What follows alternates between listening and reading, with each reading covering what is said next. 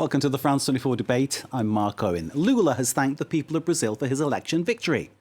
It marks a miraculous political comeback for the man who was elected twice before, then was sent to prison over a corruption scandal, then cleared, and then allowed to stand again. Lula standing then on the brink of his third term as Brazil's president.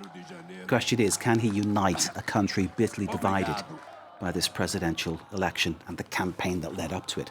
Our panel to discuss the issues are, in no order of preference, because they're all equal on this programme. In Campinas in Brazil is Pedro Rossi, member of Lula's campaign team, associate professor at the Institute of Economics of the University of Campinas, or UNICAMP, joining us from Brazil. Good evening to you, sir.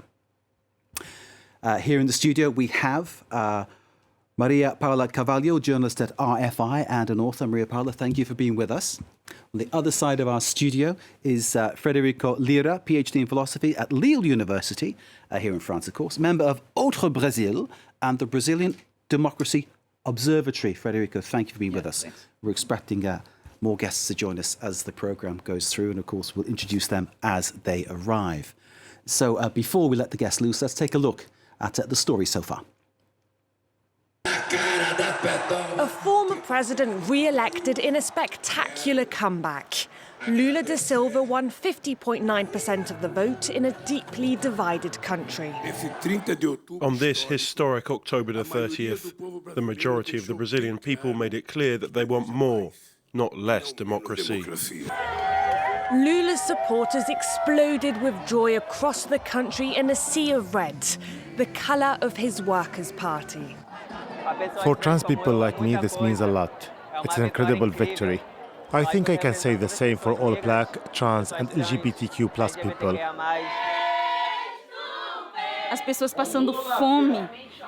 People are hungry. Millions of Brazilians are hungry. And to have Lula back as president means that there is a hope that we can lift this population out of the poverty. There was less celebration among Bolsonaro supporters. In the capital, Brasilia, backers of the far-right incumbent president dropped to their knees and prayed for an election miracle. Today, with great sadness, I declare that our president Jair Bolsonaro did not win the election, but he won the hearts of many Brazilians. We are with you next time, Jair Messias Bolsonaro. Jair Bolsonaro goes down in history as the first Brazilian president to fail to win re-election.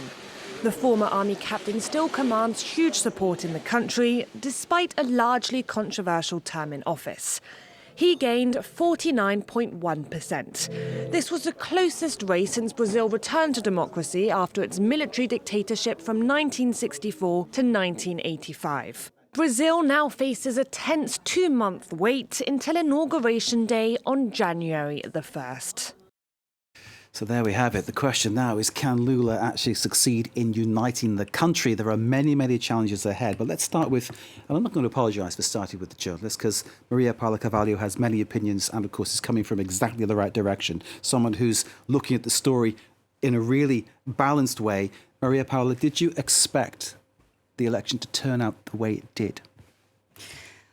Well, I think Brazilians have said very loudly that they don't want lies anymore. They don't want this aggressive speech that Bolsonaro has. They are, I think all of them, this threatens against indigenous people, against journalists, against the media, against the rainforest. I think Brazilians don't want this anymore. But at the same time, if you see the numbers, 49.1% of Brazilians voted for Bolsonaro. I think Bolsonaro could have taken advantage of the good numbers of his government, like low unemployment, low inflation, the economy is expected to grow, but he was his own enemy. So I would say that he created so many complots and stories, and that in the end everything turned against him.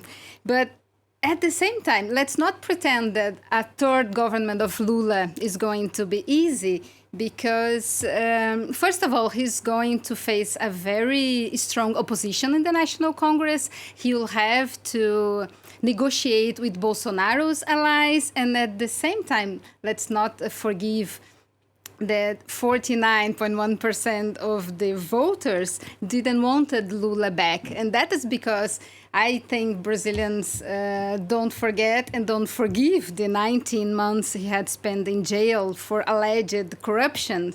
This has been, how can I say, the charges against him were later overturned. But people don't seem to forget this. And again, a third period of Lula, it's not going to be like in 2002 when the entire society was beside him, eager for a change. I think now things will be much more difficult for him. He'll have to figure out how to create sustainable growth in Brazil and not only create more consumer practices. So, yeah, but if you think both of them have completely different visions of Brazil, in a way that Bolsonaro has not won, even though he used the state machine in his campaign, I think it means that the democracy is really quite alive in Brazil, and I'm happy to hear this. Which is a great thing to say, that democracy is alive anywhere, especially in Brazil on this particular issue. Maria Paula, thank you very much indeed. Let's bring in from Campinas in Brazil, Pedro Rossi, member of Lula's campaign team. Pedro, for you, then it's a job well done. I presume that you saw the victory coming, but did you see the victory coming by such a small margin?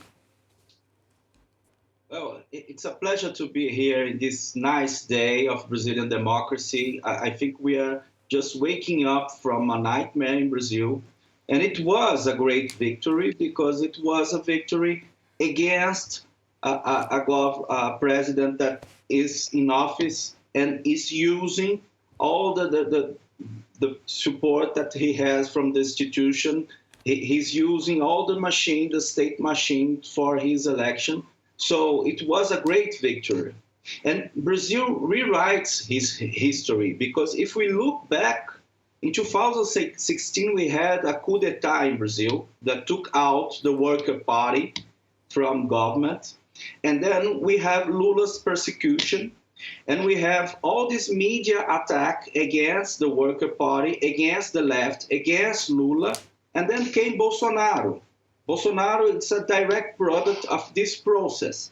So what we are seeing now, we have to get rid of fascism in Brazil. We have to get rid of Bolsonaro, and this election shows this, and we rewrite the whole history in Brazil. When you talk about, Pedro, when you talk about the coup d'etat in 2016, what precisely do you mean? Well, I mean a change in government that just take from the government one political side and put another one. So there was a political motive. There was an administrative motive. We are talking about an impeachment. But what we are saying, it's democracy was thrown away in Brazil since 2016. And Bolsonaro, it's a product of this process. So what we are seeing now in Brazil, it's all the people that back there supported this overthrow of the Worker Party are now with Lula. So even the right in Brazil, that is a democratical right, it's together with Lula against Bolsonaro, which is undermining democracy everywhere. So what we are seeing in Brazil, it's something really spectacular, because we have a political revival of Lula because of a political process that was threatening Brazilian institutions, that came out of the hands. So what we are seeing is a restart of the Brazilian democracy with Lula as a president. Pedro, I agree. It's been spectacular to observe from the outside. Living it as you have been living it, I can't imagine the passion that you're feeling. Thank you, sir, for giving us that first insight into how things are for you. We're joined by another guest from Fortaleza in Brazil. He's called Heitor Freire. He's a federal deputy for the União Brazil, the United Brazil Party, which I understand is a centre-right party. Heitor, can you hear me? I hope you're there. I'm just wondering how you're feeling today. I'm presuming that obviously from the stance of your party, you would have preferred a Bolsonaro presidency.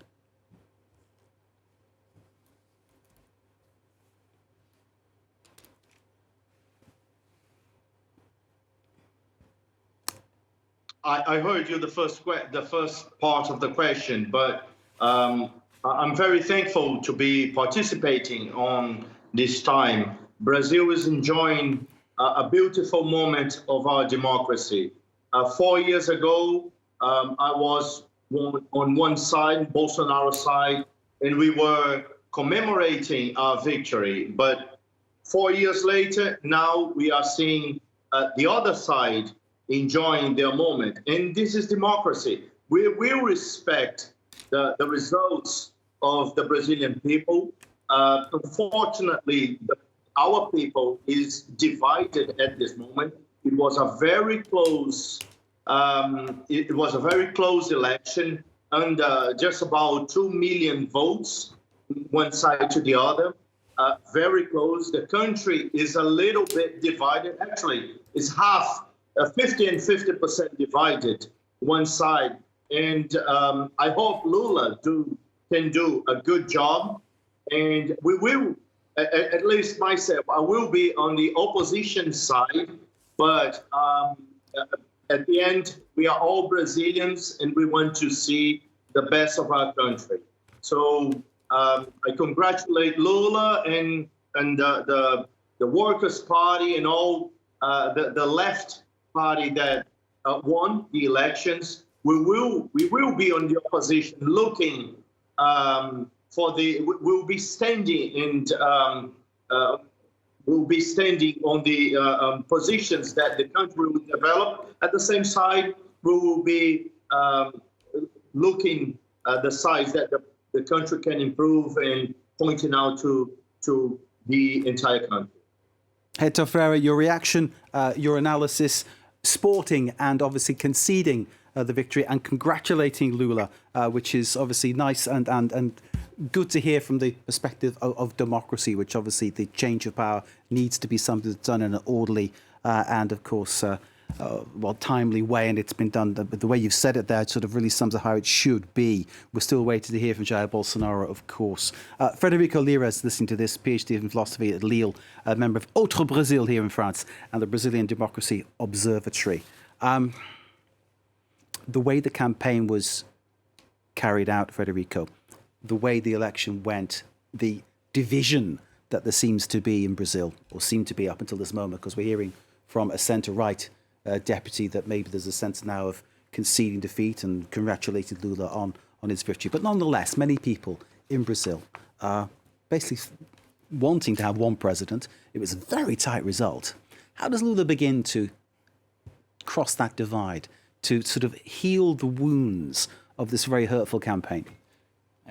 I would say this is the kind of 1 million question, because we don't have this clear answer. I think it's really an obscure moment. I would say there is this term that appeared in the tree talking, and someone in the public also, is hope. And I would say it's just a book I come out of a philosopher I like, it's John Holloway. The title is Hope in a Hopeless Time. And I think it is a good title to try to think also, because you say, Maria, that it's loud and alive, and also is a great victory. And I think we should relativize this, because it was very close, actually. Because to be really truly alive, the democracy process, it should have been something like 10% of difference, as Bolsonaro won 4 years ago, or by the time of Lula. But now it's too close to teeny. It's 2 million people in a country with 2,000. It's very little. And I mean, it's a small difference, a detail here, something that they should think about where they make some mistake or not. But it's very complicated to say that it's truly alive, because the division is there. I mean, and we have to say, some commenters insist on this. For example, let's say Paulo Arantes is a philosopher from Brazil. He points every time that the Bolsonaro followers, they vote with much more conviction than most part of people that vote for Lula. Let's say from this 50% vote for Lula, 30%, which the traditional PT, center-left public followers, have voted for Lula. But the other, let's say, two-fifths of the voters, they vote by elimination. They vote against Bolsonaro. They vote because they want, as me and many others, they vote. I'm much more on the left side than Lula, but I'm not crazy. So it's not a question of having an ideal candidate. It's a question of not wanting one candidate and exactly. You only have one other choice. So exactly, and the problem to unite this country, or to try to make the agreement with the parliament. The majority of the parliament, the majority of the government are the opposition, in the hands of the opposition. They have a big majority, and they may be more solid than the base, the parliament base of Lula. And also how to convince this half of the population that a big part of them, they voted with conviction to Bolsonaro. This is hard to understand. This is hard to, we have to do a lot of social studies, sociology, anthropology. Many people are trying to understand this. This more radical right-wing votes that is strong in Brazil, that now show that they are convincing. And how to unify a country that is divided in number, but also in territory. I'm from Northeast, I'm from Recife, so the Northeast vote enormous majority for Lula, but it's not the case for all around the other regions, so they have this kind of the geographic division and population division, so it's very complicated, much more than we have to celebrate. I celebrate yesterday. I drink my beer, etc. I'm going to celebrate tonight. No stop, but we have to keep the critical spirits alive. Otherwise, we will lose this dangerous moment. Federico, enjoy your beers tonight. Yeah, I wish that I could join you, but sadly I can't. Let me bring back in for another comment on this one is Pedro Rossi. Pedro, Federico making the point that the victory wasn't big enough for it to be really convincing in terms of what happens next. There are many people, Pedro, who didn't vote for your man. They voted for the other man. What do you say to them? What do you say to them to sort of get them on board? How do you bring them into the whole issue of being everyone, one Brazil together?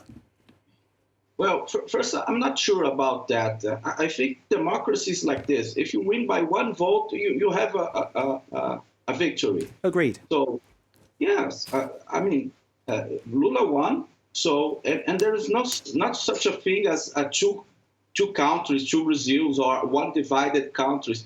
And in his first discourse, Lula just said that he will work in the unification of the country. He will rule for all.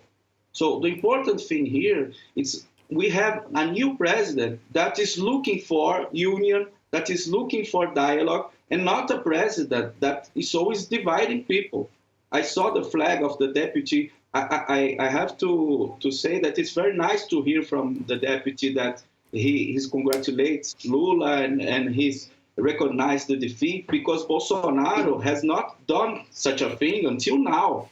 His silence says a lot to us. It's very serious because it's a break of a protocol of democracy. You play a game, you win, you lose, you say something, that's okay. Bolsonaro until now has not said anything to Brazil, to his supporters, to his electors. He didn't say thank you. He didn't say congratulate Lula. So this is a huge problem.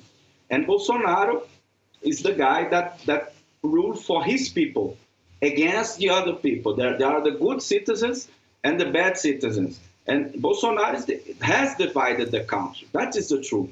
And the task of Lula is to create harmony again, to put people together, to dialogue. So, and I think he's the best person for this task. So I really have this hope that this divided country that came from the election will not exist anymore, because we will reconstruct this country with dialogue, with harmony, and with union. Pedro Rossi, thank you very much indeed for now. Please stay with us. I'll be coming to Heitor Freire in a moment. First, Maria Paula Carvalho here in the studio. 33 million Brazilians are going hungry.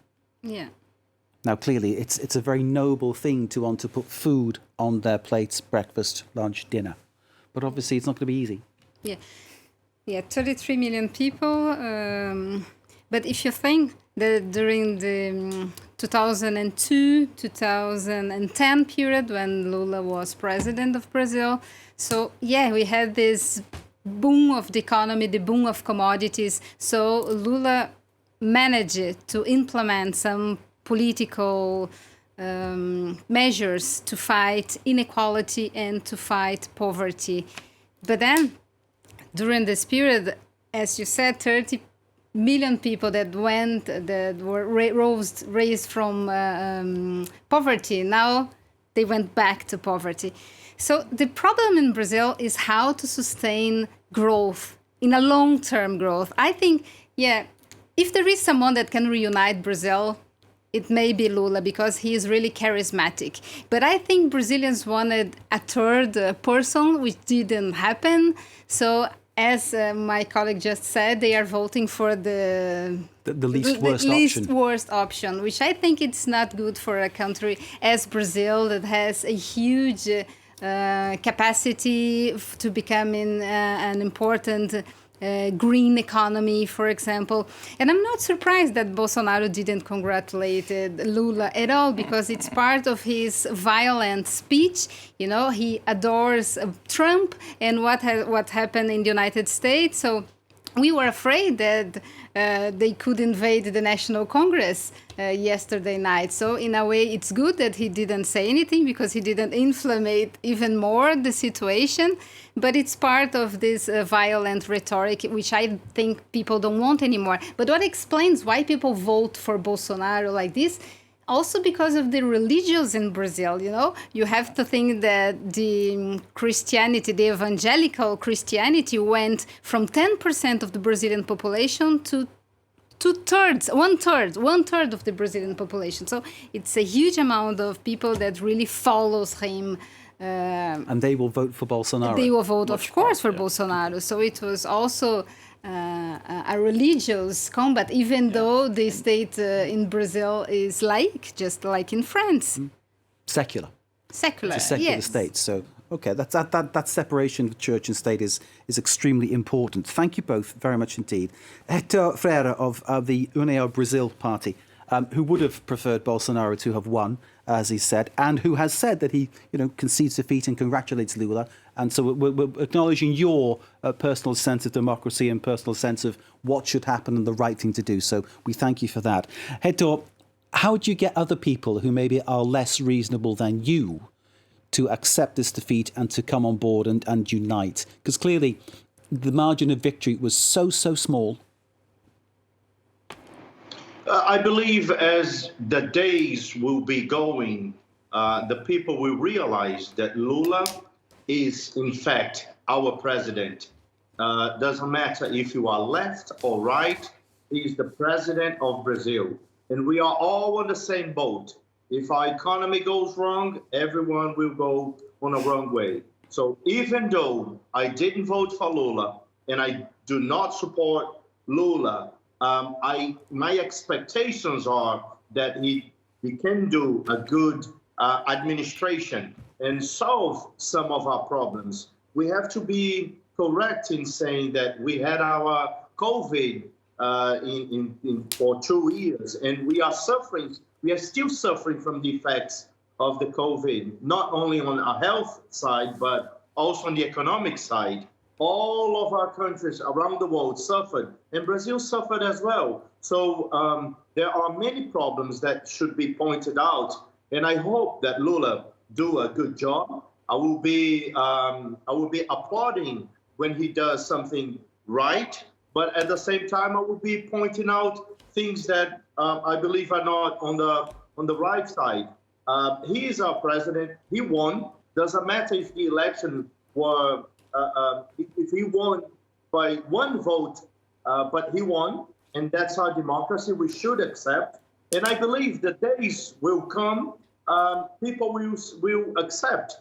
What we cannot accept is the extremes, both left and right, and start an internal fight, and things can go out of control. We do not want to see that. We want to solve our problems. We want to solve our differences in debates, and after 4 years, 4 years later, we have another election. If he doesn't do a good job, we'll vote for another one. That's democracy. So I believe that the days will solve that problem. I saw that 4 years ago. Our country was inflamed.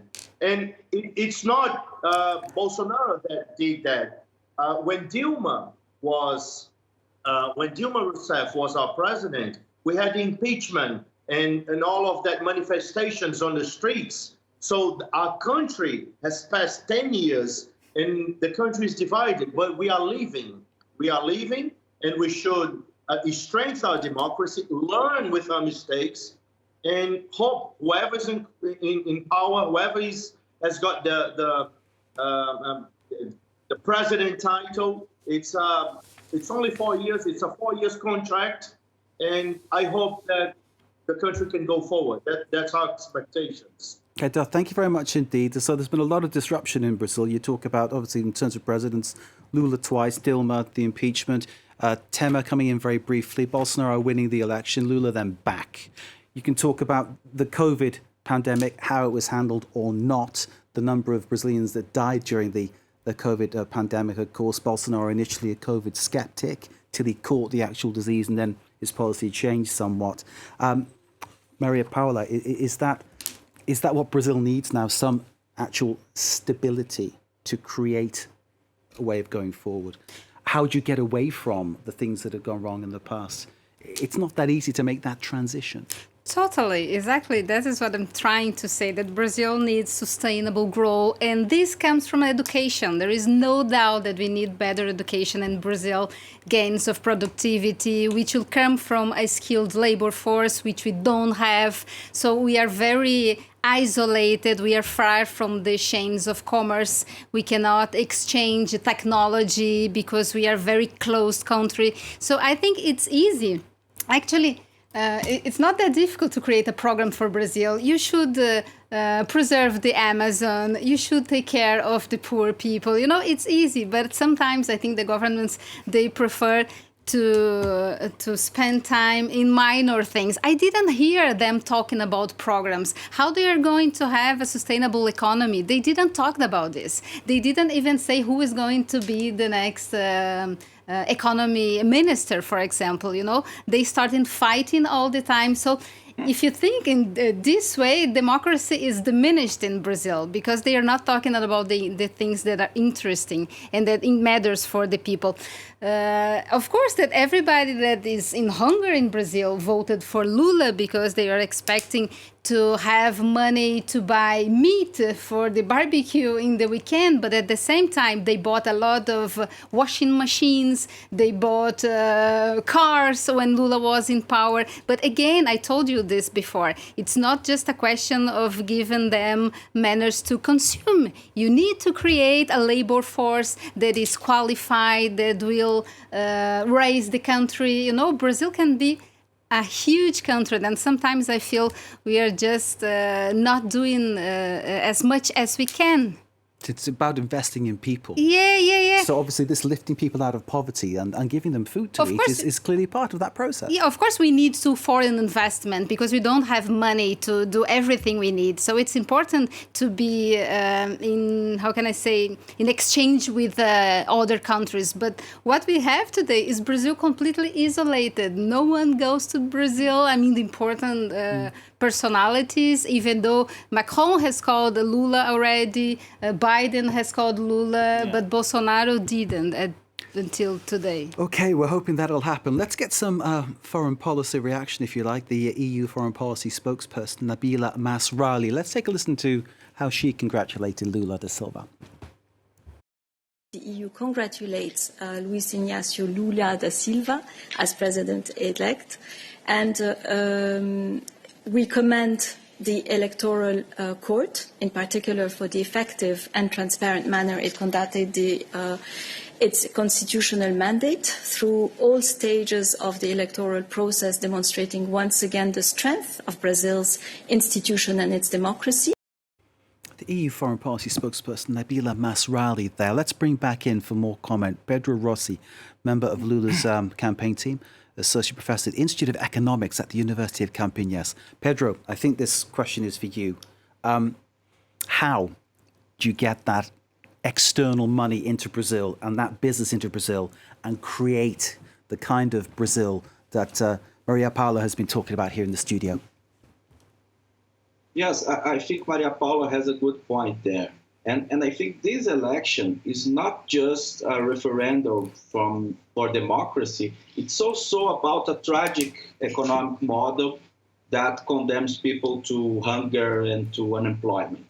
So I think we have to go back to get back on the right direction here. The first thing, it's a very subtle thing, but an important one. Brazil is isolated. Nobody wants to talk to Bolsonaro. So the fact that Lula is a leader that is predictable, is someone that he's pragmatic, he works within the diplomatic codes, this brings hope to Brazil, and this brings investment to Brazil. And I think there is more there. I think we have to put the state back to take care of people, so we have to have good social programs, but also to put the economy to work. What we have seen in Brazil is like the public investment just went down to something near zero in liquid public investment growth. So we have to put back public investment. We have to put some policies to go back to a growing country, to a country that generates jobs. And we don't have this since 2015 in Brazil. So there is an important point there. And to build again a model that reduces inequality, an economic model based on the reduction of inequality, which is a very important point in Brazil because Brazil is a very unequal country. And this was the main feature of Lula's economic model back there. And I think he will put in the center again. So that boom, once upon a time, the so-called BRICS countries, Brazil, Russia, India, China, South Africa, Brazil, key and seemed to be the country that was really going to push on and become a very, very rich country indeed and provide its people with much. Do you think those days can be, you can return to those days? Do you think you can get back to that kind of productivity, that kind of potential? Yes, it's exactly what I think. I think Brazil will get back to the international scenario that he just went away with Bolsonaro. So I think Brazil has a lot to do in this international scenario. I think Brazil can contribute to a better world, to a sustainable growth model, to a model that can do the reduction of inequality. And I think with Lula, we can dialogue with other countries, we can cooperate, and we can build this new thinking in economic, this new thinking in organizing the economy. An open Brazil. Pedro Rossi, for the moment, thank you very much indeed. Back to the studio, Frederica Lira from Outro Brasil, from the Brazilian Democracy Observatory. Tell us about unfairness. Tell us about the gap between rich and poor. Tell us about how life can be hard for some Brazilians and easier for others. I mean, how we can begin is we can see this division in many angles. I think something new that will make very difficult to do again the same kind of politics that Lula and Dilma did 10 years to begin 20 years ago and end up 10 years ago. It's hard to go back, isn't it? That's the I problem. mean, we haven't. It's still not invented the time machine to work in this way, but I mean, it'd be nice, but not yet. But it's because they have a displacement of total displacement of Brazil, where they're talking about now like this big center, where is historically Brazil was like the sea coastal coastal community. Yeah, coast. And then now the economy, it's like a big soja country. I mean, this soja and more soja and some coals, and so it's like a extractivist and country economy. So.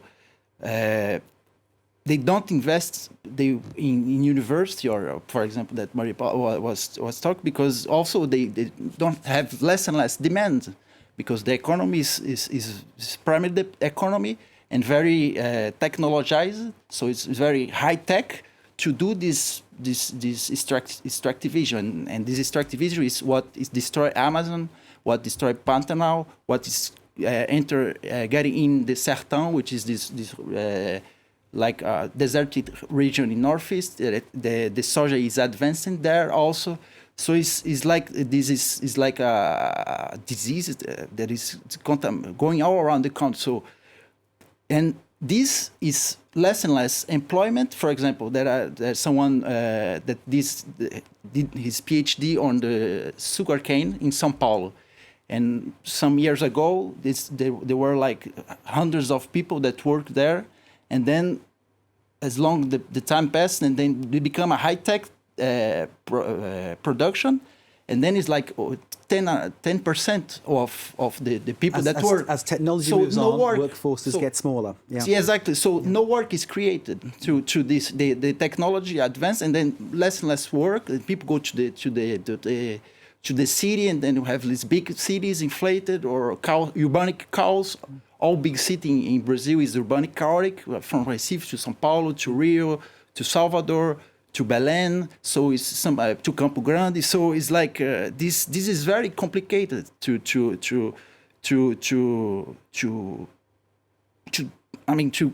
think how to grow in this kind of situation. We have to reinvent it, because what is interesting yesterday, for example, when Lula was discussing.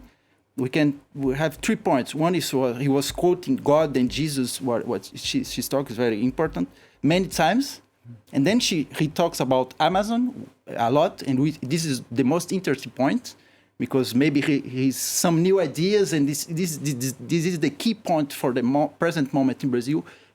It was always the key point, the Amazon. Because now it's more and more important with the climate crisis, acceleration of climate crisis. We have to look and try to invent a new politics. And fighting corruption, sorry to say, but we need to talk about this, because what's happened in Brazil is that people are absolutely tired about being robbed. You know, everybody said, I don't want this robber in the presidency again. You have to say that 4.3... So when they say that, they're talking about Lula? No, I'm talking about the Lava Jato operation, which happened in Brazil. It was like dismissed. No, of course, but 4.3 billion went back to the treasury. So I'm not saying that just Lula was involved. The entire political scenery of the Brazil was involved in this. And the main problem of the corruption is that people don't believe in institutions anymore. That's why I'm afraid people just say... There is a new personage. There is probably the main corrupted personage that was in the main personage institution in Bolsonaro government that we are not talking about since yesterday. The military. The military, they were government. The Amazon, they are, almost 10,000 militaries that are inside the state structure with new kinds of corruption that they found a plane with cocaine bringing by officers in Spain. So we have this new... I agree with her, but there is a Brazilian military. It's an amazing story. Yeah, but you know that last year, for example, when USA get out of Afghanistan, the heroin price augmented. So 1 + 1 is 2. Indeed. So the army come out, and then can we come back to the Amazon rainforest? 100 years of secret for Bolsonaro's measures. Can we go back to the Amazon rainforest? Because obviously I think that's something we really need to talk about, whether Brazil's advance depends on actually exploiting the Amazon rainforest, as Bolsonaro wanted to do. On it, but the world's future depends on central place. This is a real sort of dichotomy issue, isn't it? Where sort of one thing could actually see things develop. But of course, the bigger picture. But I think the first thing will be stop soja production. We stop this, we retreat, then we control, and then we can build something new kind of protection for Amazon. I mean, the necessity is something radical. Lula was interesting. He was pointing some in Amazon, but the other part of his discourse yesterday was like only talk about the past. I did this. We're going to do this again, etc., etc. And this, I'm not sure that even the people that don't vote to him, they want something for the future. And this is a gap because Bolsonaro is quite this crazy discourse. I'm sorry for the friend, but this crazy discourse, but he was talking of the future. And this is an important gap. And the future, maybe, if he talks to protection to the Amazon, new politics for the sertão, new politics for the sea, but not new tourism, but more like preservation. Yeah, there is some things to do, but have to think in a very, very different way and new way, and some ideas have been put on, but we have some good news. Norway today decided to resume this finance for protection in the Amazon. So the entire world knows that Amazon is important for climate, because you know what's happening in the Amazon? It's turning into a savanna, and then it will change completely the regime of the water and climate, not only in the region, but probably in the planet too. But those agro-business, how can I say, voters of Bolsonaro are not worried about climate change and about keeping the forest alive. It's like it's a kind of exploitation at all costs, and this we cannot allow. Let me put that to a politician, Heitor Freire, who's from the União Brazil party, centre-right, supporter of Bolsonaro. Heitor, are you committed to protecting the Amazon rainforest? Obviously. And if you see the speech of my president, the deputy Luciano Bivar, he actually, we are one of the biggest parties in Congress with 4 governors, 10 members of Senate. All committed to protecting the Amazon rainforest. We obviously are. My parents were born there. I'm from Ceará. My parents were born there. We are committed in protecting the Amazon. And if you all look in the facts, in the numbers, the statistics, everyone will see this problem is not a current problem. This problem comes from so many years ago, in decades, when Lula was president. We did have this problem as well. So it's not just a problem from Bolsonaro. It's a problem that we've been seeing from many years. And what I'm saying for my party is that our party has started speaking with Lula. We are not closed in just making opposition. We want to see Brazil developing, and we will be a sign that the hurt is beginning to heal. Heitor, I need to cut you off there because I need to get one final comment from Pedro Rossi before we end the show. Pedro, protecting the Amazon rainforest. Pedro Rossi joining us in Campinas, member of Lula's campaign team. Central, clearly, to what Lula's been saying. International community applauding. There'll be those in Brazil, perhaps, who don't. Will he succeed in protecting the Amazon rainforest? Yes, absolutely. I think that there is something wrong here with the numbers. Lula has made a government that reduced deforestation by 70%. And what we are seeing now in the Bolsonaro government, it's that deforestation is going up in a lot of around 30% from the beginning. So it's absolutely different. What Bolsonaro does is a deregulation of the use of the soil, of the economic process in the Amazon that is making it's not Mother Nature. So it's about politics. So what Lula will do is to go back to regulating what is going on the Amazon forest. And of course, this election was about the past. We have 2 former presidents having the dispute. But what we have to think about the future, it's new things. And Lula, it's aware of this. But we have a new world. We have new kinds of challenge that we have to face. So what I think it will happen, it's that Lula will get the most important guys, the most important academics, and to think about this problem, the specific problems in Amazon, and we go back to a policy that he said yesterday that he will try to go to a deforestation zero, which is a huge challenge, but I think it is possible. Pedro, thank you very much indeed. Final word to Maria Paula Carvalho. Maria Paula, we started this debate with you asking, is it possible to unite the country? We've heard that there are big challenges ahead. What do you hope for now, next year, 10 years' time? What do you hope to see? I hope to see a great Brazil with a good policy focused on people that need more, the poor people that deserve a better place, that deserve schools. And we are known internationally for being loving and caring. So I do believe that we can be together again and think together a better country for us, because Brazil really deserves it. Maria Paula Carvalho of RFE, thank you very much for joining us. Thanks to Frederico Lira here in the studio of Outro Brasil and the Brazilian Democracy Observatory. Thanks to our guests joining us from afar, from Brazil, Pedro Rossi of Lula's campaign team and Heitor Freire of the União Brazil Party. Thank you all for joining us. And most of all, thank you all for watching wherever you are. This is France 24. Stay with us.